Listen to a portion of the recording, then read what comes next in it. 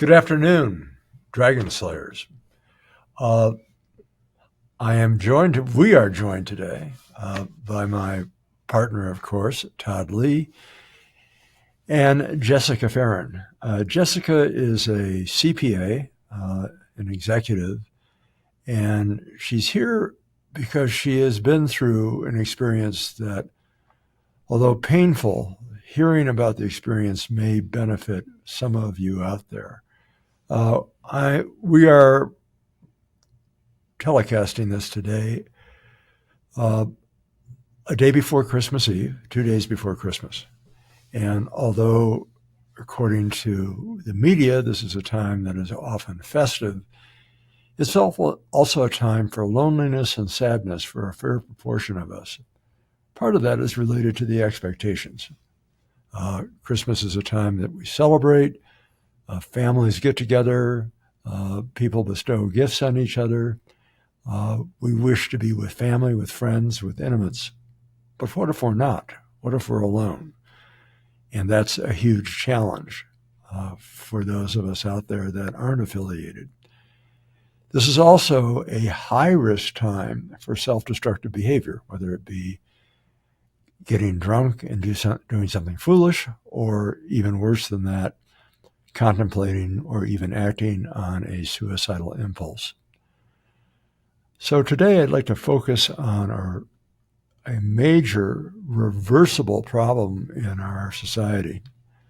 Over the past 2 years, there has been an escalating rate of suicide in the United States. 48,000 people or more kill themselves every year in this country.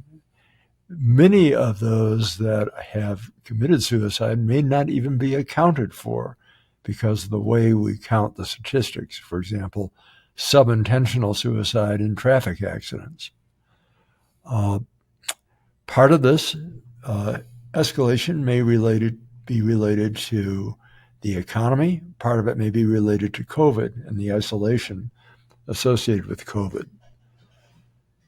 People at risk, unfortunately, are young people, adolescents, young adults, and people who are in the midst of extraordinary economic stress, such as homelessness and so on. So what are we going to do about that? Well, one of the things we need to be aware of is that the suicidal impulse, or the thoughts of suicide, may come upon us at any time. There may be times in our lives that we are so overwhelmed by pain that we think the only way out is to end our lives. That kind of impulse is not uncommon, but is often very rational. People have a foreshortened sense of their future, and if it only feels like the here and now, and you're going to be stuck in this horrible place forever, although irrational, people will act on that impulse, unfortunately. The consequences of that are that people who end their lives or threaten to end their lives leave a cascade of consequences for their loved ones, for friends, and others. And the other issue is, as people exercise that option, it becomes contagious. It's notorious now that when we witness a suicide among adolescents, or we see a suicide in a very prominent person, thereafter the risk of suicide goes up in the surrounding population, people associated with that. Complicating that at this time of year, at least in the northern hemisphere, is the phenomenon of seasonal affective disorder. That is, we get depressed when it gets dark. And as a consequence of that, we're likely to be even moodier. Okay. Having said that, Jessica, would you like to tell a bit about your story? And we are, by the way, honored that you're here, and we do appreciate your courage. Yes, Jessica, thank you so much. Yeah, thank you. I'm happy to join, happy to be here. I think that talking about suicide and destigmatizing it is really important. And I think that part of my motivation for being here today is acknowledging that I went through something really awful and I lost my best friend and my husband at the time I lost him to suicide a year ago. I met him in the fourth grade. We had been best friends growing up, and we got married. And a few years in, he started exhibiting signs of what we found out was bipolar depression.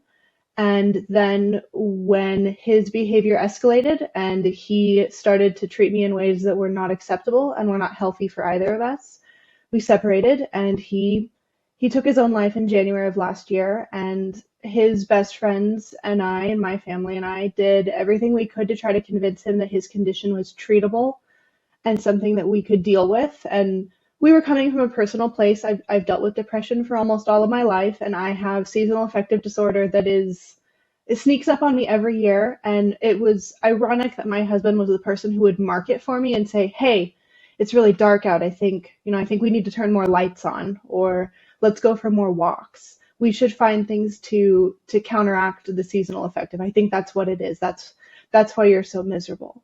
So having him be the person who pointed out those things to me, it was really painful and really ironic that he did not see himself as someone who could get better. He didn't see himself as someone who could ever come to terms with some of the demons he was facing. He thought he was incurably stuck with how he was feeling, and ultimately he rejected all of the help that we tried to give him, and he was not capable of helping himself, and he took his own life. And in a way where no one was surprised in hindsight, but at the time we could not imagine that he was feeling that way. We knew he was depressed. We knew he was having a really hard time. His best friends and my mom told him every day how much they loved him. I could not be around him. We were separated because of how me being around him triggered him and his behavior. But we then, we tried our best, and then we learned a lot from the experience on how do you deal with really severe depression, especially when it's dark out, especially in the holidays. We separated right before Thanksgiving, so last year Thanksgiving was really challenging for me. I had to find ways to decide this is not going to be my Thanksgiving every year, and it's okay that it's sad this year, and it's okay that it's miserable right now, but we're going to find ways to both get better, and we're going to find ways to be together in the future somehow. And he didn't take those same steps. He did not seek out that same help, and he did not internalize the things that he was reading or learning or hearing, and he became another statistic. Now, a bit about that story. Several of you reached out to him, did you not, about that time? Yeah. There were a couple of factors. It went on for, I would say, the intense period where I was really worried about him was about a year prior. He had suicidal thoughts and had lashed out a lot when I had removed myself from the house for an evening. He had said things, he was raging, he was yelling, and I was never afraid that Harrison would hurt me intentionally. But he was 300 pounds and he could lift a couch up by himself. If he had accidentally done something, he would have never forgiven himself, and I would have never been able to trust him again. So when he hit a manic stage where him and I were fighting and he was yelling and he wouldn't listen and I had trouble getting through to him, and I'm a really calm person naturally. I'm high anxiety, but I don't really react that way. I'm not an angry person in fights. I don't typically yell. I don't typically use words to hurt people. It takes a lot for me to get to that point. And when we reached the point where I felt like I had to lash out to make it stop, then I said, I have to leave. I can't be here. We need to separate for a little bit. And that made him suicidal. And at that point, we had taken steps, my dad and his best friend and I, to talk to him and say, something's wrong. This is not you. You should go to therapy. And he went to 2 therapy sessions, and then he stopped going. And why did he stop going? He had some severe executive function issues, and when his therapist canceled on him on a Saturday session, he stopped reaching out, she stopped reaching out, and he didn't seek another therapist. He decided, oh, this must mean, I'm good. This is a sign. I'm not going to participate. I don't want to be here anyways. So why would I reach out? The other part of that is, did he initially trusted the therapist by disclosing? He did. And the therapist canceled? Yeah, the therapist had a family emergency and him Oh, and I talked. Family emergencies are legitimate. It doesn't mean that you shouldn't not go. I think you should call her again. And he never did. And it took him another 7 months before he was willing to go to therapy again. And it was only when I said, hey, I can't live like this. We need to separate, where he started going to therapy, and he chose to go to an online therapist. And I believe he was not fully honest with that person. My belief is that he withheld a lot of information and tried to focus her and her behavioral analysis of him. And ultimately it failed because he wasn't doing the work and he wasn't being emotionally honest with his therapist. And Right. It's a his two-way street for sure. yeah, it's a two-way street. And if you don't let your therapist know what's really going on with you or be fully honest with her, she can't give you good advice. And I he had convinced her. He was really smart. He had a through the roof IQ. I think it was 165. He was really intelligent and he had really high emotional intelligence most of the time. And he had um, portrayed himself in his therapy sessions. So when I said, hey, my mom and I, who is a registered nurse for 30 or 40 years, 30 years, we think that you need psychiatric help. I don't think that just going to therapy is enough. And he spoke to his therapist about it, and she said, no, you don't need psychiatric help. You don't need to be committed. What you need is to keep seeing me consistently. wait, what's the association between psychiatric help and being committed? I had said, you have put off psychiatric help for so long. If you need to go to an inpatient clinic, if that's what you are comfortable with, if that's what you are prepared to do, I think that you could benefit from something like that. Well, this is a key teaching point because, for the most part, psychiatric consultation does not mean that you're going to be hospitalized. It It means, doesn't. yeah. We had escalated. This was a severe escalation. He had been seeing an online psychiatrist for about 2 years. He had had two sessions. And so, technically, on paper, he was seeing a psychiatrist. Technically, there was someone providing him psychiatric care and looking at everything that he was putting inside his body medically and seeing if that would address his needs. But because it was online and because my husband was so smart, I don't think that psychiatrist had all of the information. He needed someone who was going to see him consistently and in person. And what ultimately happened is I convinced him to see Dr. Tom for one session, but he had already been planning his suicide at that point, so it was far too late. It was a painful time for all of us. One of the issues that I had was, again, he wasn't terribly transparent, but he clearly was using that consultation, single consultation, as an avenue to ensure that you had returned to him. And I was unprepared to make that a condition of our treatment. I wanted to help him. But we were all impacted by that, and ultimately the impulse prevailed. Was he using substances at the time, alcohol or anything else? He didn't drink. He did not use any other substances when we were together. He had had a history of substance abuse in high school. His nickname was Two Handle Harrison, and he could tell you the street names for his favorite drugs to take. And when we were together, he wasn't. He decided he was sober. And Mm-hmm. I knew we were in trouble when he started drinking again on the weekends. Right. Okay, so if we take from that very unfortunate experience a couple lessons. One is, by taking the step to end his life, he foreclosed on any possibility of rebuilding himself, reconnecting Mhm. with important people. And I am aware, because it was almost like a social network compelled him to see me for that first consultation. In full Mhm. disclosure, I'd been friends of your father for years. And the challenge to everybody involved was that we were all left with this feeling of grief, mourning, what could I have done differently, not uncommon feelings. But the real sad part of it is that he had an enormous potential.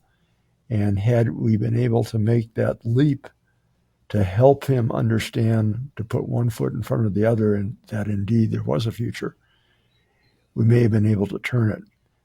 We talk about in the book Dragon Slaying, and others have talked about this, the malignant triad of hopeless, helpless, worthless. Uh, and that's usually the point at which people decide that they need to end their lives. Self-loathing becomes so overwhelming. The future seems unattainable, or the future just looks entirely bleak. And one is disempowered to do anything about their lives, usually augmented by some acute loss or, in addition, substance use. Not uncommonly, we see people who are on the threshold of suicide who otherwise would not act on it, but on becoming intoxicated, do act on it. So it's a very dangerous time. What do we do if we are feeling that ourselves? Well, the first thing I would suggest is overcome your isolation. The most toxic experience is to be alone with these feelings without any kind of competing feelings of compassion. So if loved ones are around you, you can be reminded of your worth. So I think we need to get people out from being isolated. Now, one of the advantages of all the helplines that we have out there is that we do have trained professionals who are willing to listen and point that out. But within us, we do have the capacity to access community if we are not overwhelmed with shame about our isolation or our feelings. So first step, get beyond isolation. Second step, eliminate the shame. Despair, feeling hurt, feeling lonely, feeling abandoned, feeling failed are not uncommon feelings. We've all been there in various ways, some more than others. But we need to get beyond that point and say, okay, there is some hope, one step in front of the other. Third, get competent, compassionate professional help.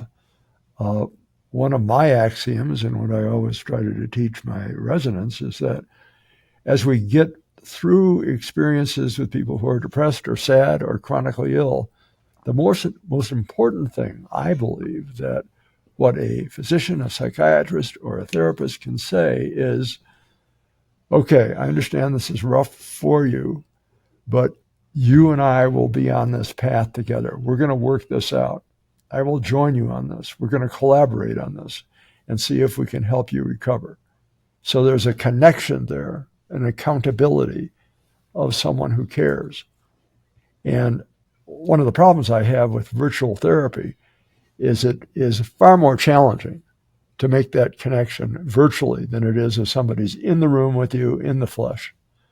And I think it's one of the hazards of what I have referred to disparagingly sometimes as drive-by psychotherapy or drive-by psychiatry. So that's important. And then, having done that, the next step is to help someone rebuild their lives with healthy behaviors. That is, eat healthy, exercise if you can, be with friends, make it a point to get beyond just that isolation and fear. And in many instances, we can help pull people out of the depths of despair and move on to something else. Now, in the case in question, it may or may not have been possible for you two to rebuild your relationship, but that did not necessarily mean for a young, incredibly bright, accomplished fellow that although he might have lost your connection, he's not lost your love. No, and I think that that was really challenging for him to understand is I did not hate him. I still loved him and I still wanted him to be happy and to be in my life in some way, but it kind of came down to we were bad roommates. And just because you love somebody doesn't mean you're a good roommate, and it doesn't mean that you can build a life in the same house together. We had different habits. and he struggled to adopt healthy habits. He had a really hard time consistently eating healthy and working out, and he would go in spurts. He loved lifting weights, but he wouldn't do it unless someone else was there. And he was so extroverted that he was almost afraid to be alone with his own thoughts. And I think he thought that meant that I didn't like him anymore. And it's really challenging when you are depressed to understand that because someone has their own needs, it does not mean that they don't love you or want to be there for you anymore. And I have felt that way when I'm severely depressed. I have felt like, oh, my friends are too busy for me. That means they like other people more than me. And that is, for lack of a better way to say it, that's the darkness speaking for you. You're not actually, you don't have to listen to that voice. You can try to ignore it or you can counter it, but I think the best way is to let yourself feel that way. And he couldn't let himself just sit with this is how I feel and then try to move on. He really thought that because because I had different needs than him, it meant I didn't love him anymore. And I think that's the hardest part with depression and loneliness around the holidays is having different needs than your family doesn't mean that your family doesn't love you, and it doesn't mean that you're alone. Well, I think another point about that is even though we may be suffering, our own narcissism gets in the way. For example, one element of that is to understand that although someone may love you, you may not always be central to their lives all the time. And so you need to be able to accept, my friend or even my partner has other interests right now. And I need to allow that, knowing that the other part of it, what in our jargon we call object constancy, that is the idea that if someone should be away from us temporarily doesn't mean that we can't reconnect and I still have an image of that person within me. It's really important. So I think that, that's critical. The other thing I think that we need to be aware of is that people who are in this space need reminders that there is a future, even if the future is 1 minute, 1 hour, 1 day in front of them. Right. If we can get them to make that leap and say, okay, how are we going to plan tomorrow? That's critically important. So I think if there's a take-home message for our audience out there, it's reach out critically at this time. It doesn't hurt to ask someone, are you doing okay, buddy? Right. And it doesn't hurt to even join someone as they seek help. I think sometimes it's important that when people go to helping resources, whether it be physicians or, classically, if somebody's going into a surgical procedure or going into the hospital, I don't think you survive as well without an advocate. You need somebody at your side to say, are you aware, doctor, that my friend, my partner, whoever it is also going through this? My brother. Yeah. Same idea. Right. So I think that that's critically important that we join people as they seek help and we be able to be, on occasion, their voice when they're not able to represent themselves as effectively as they can. The other thing I would say is for psychiatry, the story you tell is alarming to me, just in terms of, the kind of message that was given that you don't need a psychiatrist, you don't need to go to the hospital. I'm persuaded that there's an awful lot that can get messed up in our biochemistry when we are in a funk. And yes, there is a better living through chemistry. We can actually turn things around if we can manipulate a few chemical reactions in the brain. And I'm a believer in that, although I think the important part of that is that there's always the option that as people stabilize, that they can move beyond just relying on chemicals. So that's a plug for my own profession, and I hope people will consider that. Well, I think the meds can get you to a point where then you could start doing like things like exercise, diet. You can start seeing the big picture, you know? Exactly. Yeah. We describe, when I tell my patients, somebody who has depressed or has unstable moods, this isn't going to turn it. It's not a switch, but it does provide resiliency. Right. It can help you get to that point where you can say, okay, I think I can climb out of this hole. Yeah, there is no magic pill. You still have to climb out of the hole yourself. And I think that's the hard part is you can't just pop some pills and finally be cured. That's not how it works. You also have to retrain how you treat yourself and how you see the world. And if you're not doing both at the same time, sometimes the chemistry can make it worse. You might be taking the wrong meds, and if you're working with your psychiatrist to get on the right meds, but you're doing the wrong stuff, you're in a really dangerous zone. And I think that's where my husband was, is that he was not doing his own personal work. And the work can be really simple. It can be go for a walk or sit quietly for 10 minutes, learn how to meditate. You don't have to be good at it. You can just try something new. When he died, it was really devastating for me. I thought that I had failed, that I wasn't enough, that, my life was never going to be happy again. I was going to have to fight really hard. And I had this scar. No one would want to be with the person whose husband had killed themselves right before they turned 30. I mean, that was really challenging for me.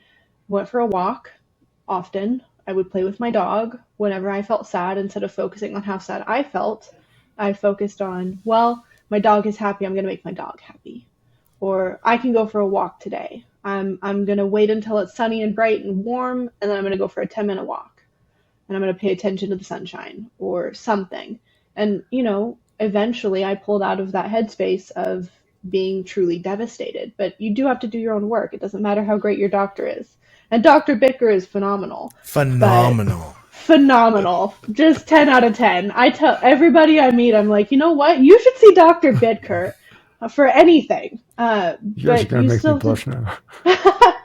You still have to do your own work, though. You still Yes. have to read your books. You still have to do what you're capable of. And if you're capable of little teeny tiny steps every day, make a checklist. Did I do it Monday, Tuesday, Wednesday? Did I do it once a week this week? And look back and see, because when you're really depressed, it's hard to remember, did I do that or not? So write it down. Put it on a poster on a wall. Absolutely. This room did not exist until I met this guy. He said, do something creative that you love every day and you'll pull out of this. And here we are in my creative space that I come to every single day, away from home. All this used to be in my house. It was unhealthy to have it in my garage and in my house. Put it in a place where I go to work, and it changed my life. Just being creative on a daily basis. It's very simple. Like you said, doing the work. Now I need to get on the diet and exercise. That's my next.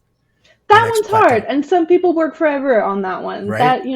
That's challenging, because you can force yourself to stop drinking alcohol, but you can't force yourself to stay away from food.